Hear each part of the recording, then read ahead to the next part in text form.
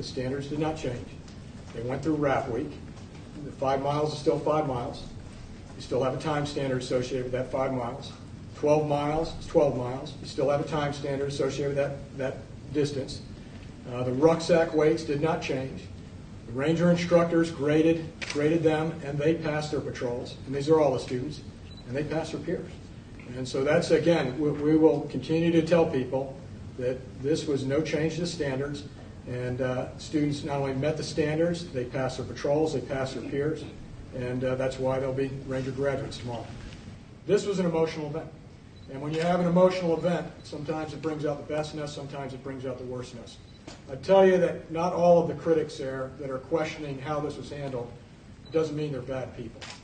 They care quite a lot, and when you can give them the facts and explain the facts to them, they tend to take a step back and understand here.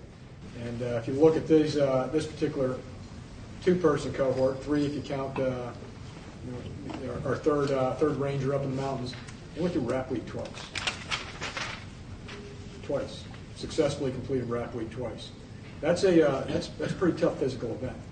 And they went through Darby, and the third time they worked their way through the patrols, and they moved, continue to move. So again, standards don't change.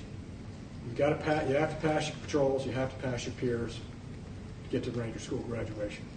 And the last thing I'd say is a tremendous amount of admiration, not just for this 96. When you look at the classes, I watch people that, again, go beyond, I want to go to Ranger School, and actually show up at Ranger School, and I just have a tremendous amount of admiration. And you can't help it. Some of you were out there for the RPFT at Dark 30. You know, it's cold out there, and you're watching the students working their way, through the push-up line into the sit-ups and lining up for the 5 mile. And you know their day's just starting, and it's going to be a long day.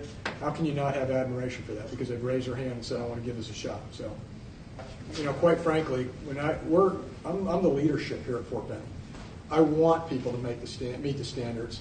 As Dave and Kurt bring in a class of Ranger candidates, every few weeks. I want as many of them as possible to meet the standards. So that's what I want to see. And I think we've just shown that, it's not exclusively a male domain here.